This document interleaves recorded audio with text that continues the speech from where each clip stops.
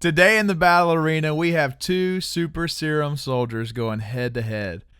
In one corner is our Russian hero, the Red Guardian, versus Captain America, the other one, John Walker. Who's going to win? Stay tuned to find out. Hey, what's up? This is Drew. Thank you guys so much for watching DanCo. If you enjoy watching these videos, please make sure to give us a like, subscribe, and to hit the notification bell so you don't miss out on any of the uploads that are coming your way soon. It really helps the channel, and it's super easy to support in that way, and we really do appreciate it. Now let's get to the fight. Let's start with the Red Guardian. He's basically the Russian version of Cap, but was given the Russian version of the super soldier serum as well. And he is wildly strong from it. When Alexei was younger, he would run beside airplanes as they're taking off. He threw a huge trailer and tossed it out like it was trash. He was a soldier with serious strength and agility. After a couple of decades in prison, he's covered with tattoos now, several pounds overweight. He has a huge beard. He looks like he's let himself go and probably doesn't smell very good. But he is still super strong. Not like strong, he's like superhuman strong. Strength and dad bod is not very assuming, but it seems to be very effective. He's beating the baddest, meanest inmates at arm wrestling one after the other. He gets in sort of a kind of a squabble with one guy, breaks his arm, and then laughs it off. Continues to tell the stories of his glory days. When Alexei's being a little bit more serious, he's breaking through steel enforced doors. He's throwing people around left and right. He's knocking all the guards away, all the other inmates and prisoners. He's even knocking Taskmaster's shield to the ground from midair. He's reaching through bulletproof glass, grabbing guards, ragdolling them around, doing exactly what he needs to, what he wants to do pretty much.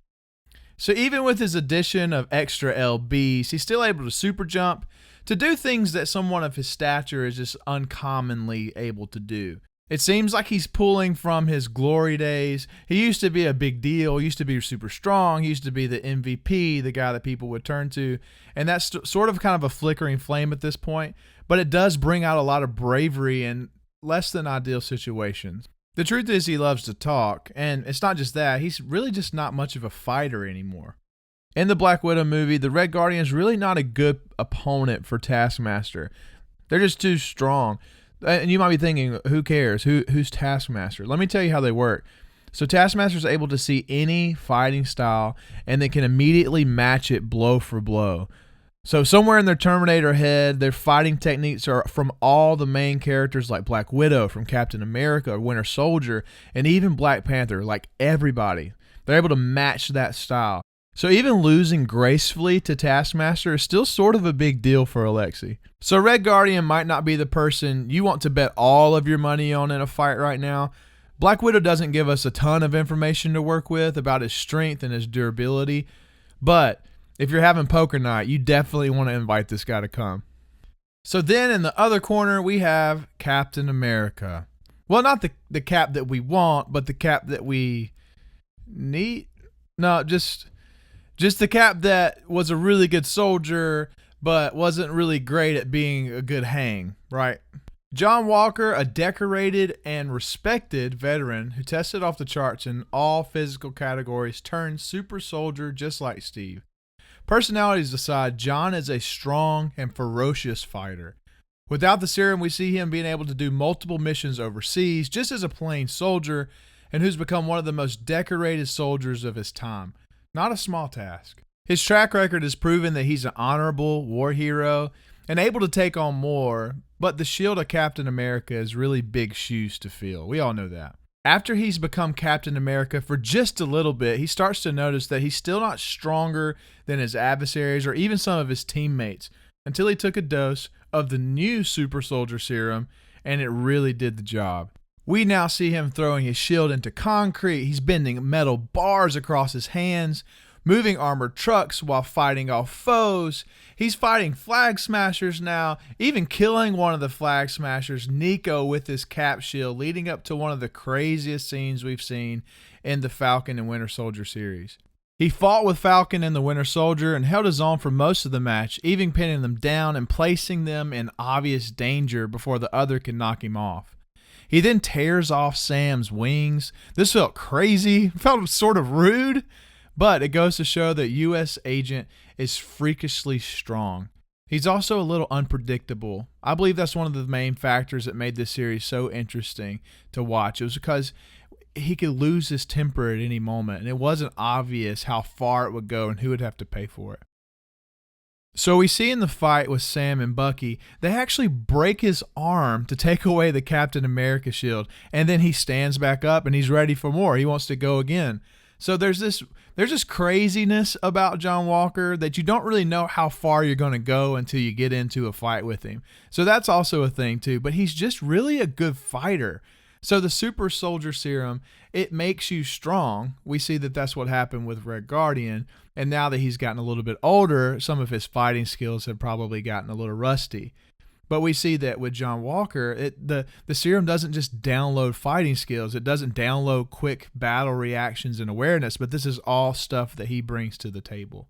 So we even see before his serum dose that he was fighting with the Flag Smashers. He was even defending himself from the Dora Milaje, which is kind of a big deal. He overall gets stomped out by each of these people, but when he gets the serum, he actually gets the upper hand over most of the Flag Smashers and can pretty much do what he wants. And honestly, this may make him more of a threat than an ally. So who wins today? If we throw the U.S. Agent and the Red Guardian in the ring against each other, who's going to come out on top?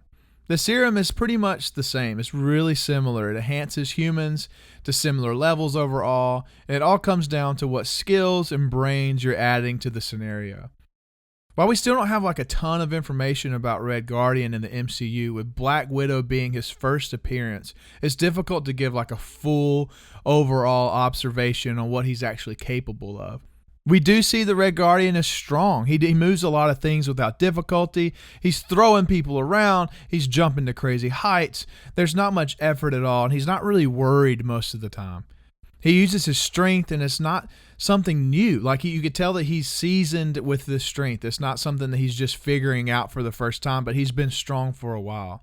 So on the other hand, we do see him have a lot of trouble with Taskmaster. I mean, Taskmaster is superhuman as well. And like we said earlier, that's kind of a big deal. You have to respect that. But in the movie, Red Guardian goes against Taskmaster, and it feels more of like he's being a decoy or like a divergence for the main storyline of the plot to kind of happen. So we don't really get to see actually how strong he is. We do get to see that he's durable. He gets back up, he continues to fight, and he never really gets the upper hand though. And when we look at John Walker, we see he has limitations as well. Bucky and Sam took him down together and ended up having the upper hand in their scrabble, even breaking U.S. Agent's arm. Seeing his arm break reminded me that, like, yeah, he's superhuman, but it also gives me the same feeling when I see Steve Rogers go into battle with the Hulk. Steve Rogers is still superhuman, but he's still human. Like, he's not invincible. There's things that could happen that could go wrong. And the same is for Red Guardian and U.S. Agent. So who wins today?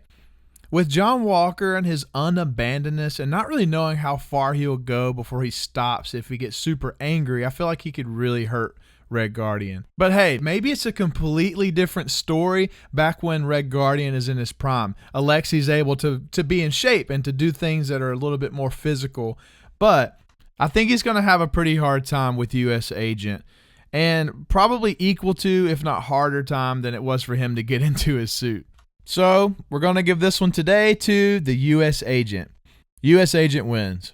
Hey, so I want to know what you think. Did I miss something? Do you think Red Guardian actually has enough in his tank, a little bit of fire left, that he can get the upper hand against U.S. Agent? I would love to hear your thoughts. Sound off in the comments below.